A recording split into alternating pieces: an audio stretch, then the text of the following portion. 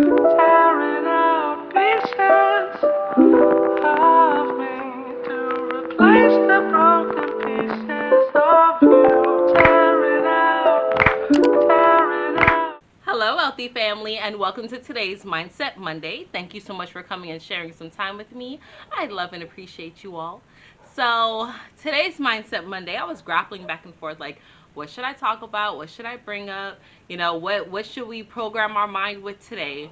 And my husband said I should talk about greatness.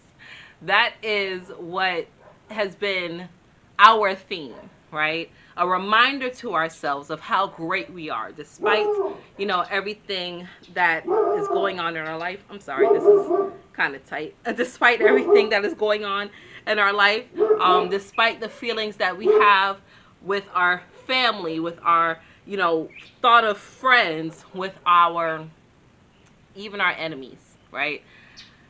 Despite everything that's happening in our life, it is all happening for us because we are great. And if we weren't great, if we didn't have greatness ingrained in us, then we wouldn't keep having, the ebb and flow. We wouldn't have the up and down. We wouldn't have the good. We would only have the bad, right? You always have to have that equal balance. And sometimes when things are going oh so great for you, you need a reminder. You need a balancing act. You need something to hit you to see, are you really great? Are you really amazing? Are you really God? Are you really a goddess? Or are you out here perpetrating and fronting? Okay? Do you know how to orchestrate and legitimize and manipulate everything that's happening around you to always work out for your greatest good? And sometimes we tend to fall back on what is commonplace, what feels normal to us, right? When things are going great and amazing, oh, this is this, oh, this is that, praise, praise, praise. And when things are going shitty, it's like, woe is me, why is this happening? What's going on? What have I done? And you forget to celebrate the good times, because without the good times, I'm sorry, you forget to celebrate the down times, okay? Because without the down times, you won't know how to accelerate and accept and celebrate the great times, right? The good times. So whenever you have that balance come in, it's always a blessing. It's always a blessing, and that's what it means to be great. Carrying on in that constant vibration of feeling wonderful, of feeling great, okay? So I want to share a message. I want to share something. Something from mine. This is something my husband also tried to have me do. We tried to film this like earlier. I think it was earlier this year. And we tried to do this so many times. And I couldn't quite get it right because I'm not an actress. I'm not. So I couldn't like get into character. But a message from myself from, my 20 something to myself now. And this goes out to all my 20 something, to all my late teens, everyone that's in their early 20s, even in their late 20s, right? Ebbing up into like no older than 31. Life does get better. It may seem sucky right now because you are thrust into adulthood at a time where you're still coming out of childlike mentality as well, because they have us go through school, raised up under our parents, right, or our parental figures. You go through school, you're being told what to do every single day. Here you go, boom, this is set, boom, this is how you go, boom. And then after 12th grade, after you graduate, now you're told, go find a job. No one's giving it to you like how they gave you school. You got to go find a job. You got to show up on time, or you get to go to school again, right? But this time you got to pay for it and hope that you get something out of it. And then even after that, you have to figure out how to budget life. You have to sort through your trauma. You have to find a partner. You have to figure out all these things. And let's face it, most of the time we don't have a beautiful foundation. Okay? So you're starting off on a rocky foundation as it is. And now you look up and you're 23, 24, 25, 26, 27, 28, and life is not what you want it to be. You're looking at social media at all these other people that put up just the highlights. No one puts up the lowlights, right? They're only putting up the highlights of their life, and it makes you feel like shit. And now you're like, well, this is not where I thought it would be. You know, society is this, society is that, the economy is this, the economy is that, whatever the case may be. And you lose sight of what you have inside of you. And that is the power to pursue your happiness. That's right, cliche. The power to control all that is around you. Now, the steps on how to control your reality, because there are steps to this, and it took me a long time to figure this out, okay? I'm a year and a half from 40. It took me some time to figure this out. 4 children later, but I got it. 4 children, 2 marriages, and an up and down relationship with my parents. But I've got it, okay? So step one, everything that you were taught as a child, everything that you were indoctrinated with as a teenager, and everything that you absorbed as a young adult is rubbish. Throw it away. You got to clear your mind. You got to figure out a way to clear your mind. Meditation, grounding, or just going off in a completely different direction than where you were once before, reading different books, everything of that nature. That can help you clean your mind. Grounding, meditation, or just doing a complete 180. Okay, that can help you clear your mind of some of the indoctrination that you received from a child. Okay, that's step one. You got to clear your mind, because everything that you've been told, everything that you saw developing from that point of view as that person was trash, rubbish, garbage, basura. Throw it away. Okay. I know. Step two, learn to love yourself for who you are authentically.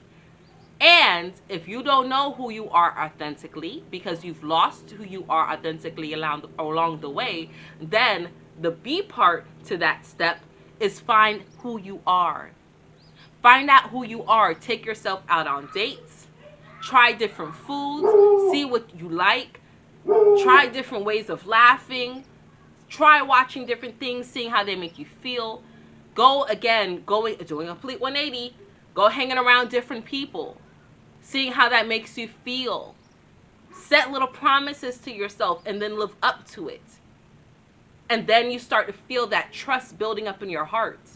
And then you say, this is me. This is what I love. This is what I appreciate. Okay?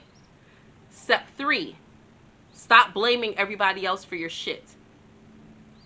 It's not mommy's fault. It's not daddy's fault. It's not your cousin's fault. It's not your boss's fault. It's not your co-worker's fault. It's not God's fault. It's not the devil's fault. It's not the president's fault. It's not the king's fault. It's not the parishioner's fault. It's nobody's fault. It's not even your fault.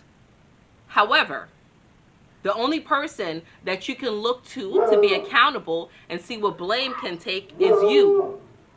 Only you. Only you.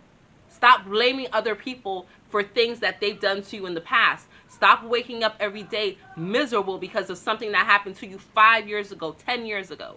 And I'm not talking about if you went through a deep traumatic experience where you went through something very traumatic and now you need assistance. You need someone to help walk you through, guide you through to process this trauma so you can let it go. Okay? I'm talking about, you know, things like my mom wasn't there for me, or my dad wasn't there for me, or, you know, my mom was too harsh, my mom was too mean, my dad was, you know, so soft, my dad didn't teach me this, my grandma wasn't this, my grandfather wasn't this, or my family this. That storyline, my family always has this. Loki, hush. My family always goes through this, or this runs in my family. Stop that. Let that go. Let that narrative go, because you're better than that.